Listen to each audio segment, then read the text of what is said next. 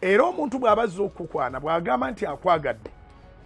after that time weewaawo ne wano ng'olinda emyaka gye 3 oba 2 nga bw'oba osazeewo tebagaana kujja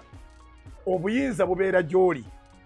naye n'ono gw'obeera owulira nti ajjidde mu right timing muwe ebibuuzo ebimala akwagaddeko ki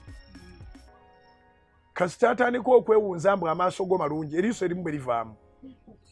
bw'atandika entumbu oyina ekitumbu entumbu emmotoka paasi bw'ekwokya oba akabino oba ebirala omuntu ateekwa okuba nga bw'anaaba avaayo 1 asiimye katonda gw'osinza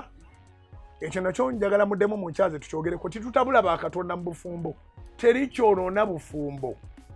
nga kuba akatonda banjawulo mu nnyumba y'emu ono ayagala ogende bakutema omusala afune ssente ate gwe oyagala kusula mu night prayer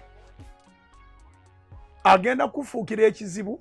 agambe gwolese n'obwavu bwonna biki so singa mwalina katonda omu mwandikkiriza ne mugumiikiriza ne mulinda katonda oyo you understand